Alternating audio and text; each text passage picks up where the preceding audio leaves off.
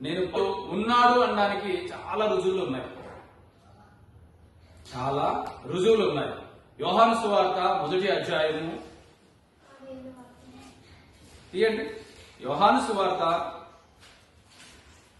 1వ అధ్యాయము 1వ వచనం నుంచి. వాక్యము దేవుని యొద్ద ఉండెను. వాక్యము దేవుడై ఉండెను.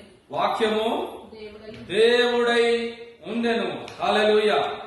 14వ వచనం చూడండి. ఆ వాక్యము శరీరధారి అయి కృపా సత్య సంపూర్ణుడుగా మన మధ్య నివసించెను. ఏంటంట?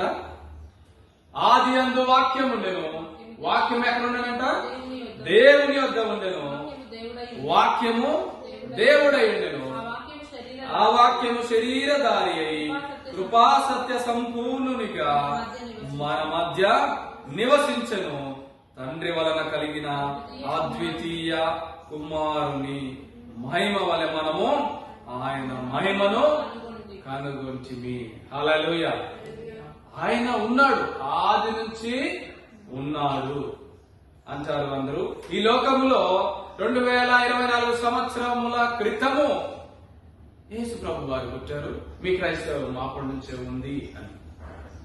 ఆది అంటే ఎక్కడండి? మొదలు, మొట్టమొదటిగా సృష్టి ఆరంభము మొదలు. అప్పటి నుంచి యేసు ప్రభు వారు ఉన్నారు. ఈయన పుట్టక ముందు సుమారు 800 సంవత్సరముల క్రితము ఒక ప్రవక్త ద్వారా దేవుడి వాక్యము ప్రకటించుకున్నాడు, ప్రవచించాడు ఆ ప్రవక్త. ఒకసారి చూస్తారా? యెషయా గ్రంథము 9వ అధ్యాయము, ఇందాక బ్లెస్ చెప్పిన వాక్యం. ఏలయనగా మనకు శిశువు పుట్టెను, మనకు కుమారుడు అనుగ్రహించబడెను. హల్లెలూయా. ఒక్క నిమిషం. ఏలయనగా మనకు శిశువు పుట్టబోతున్నాడు అని ఉందా? పుట్టబోతా ఉన్నాడు, పుట్టనై ఉన్నాడు, రానున్న తరాల్లో, రానున్న రోజుల్లో అని లేదండి. ఇక్కడ పుట్టెను అంటే ఉన్నాడు అన్నట్ట, లేడు అన్నట్ట, పుడతాడు అన్నట్ట. ఏమండి? ఉన్నాడు. పుట్టే ఉన్నాడు,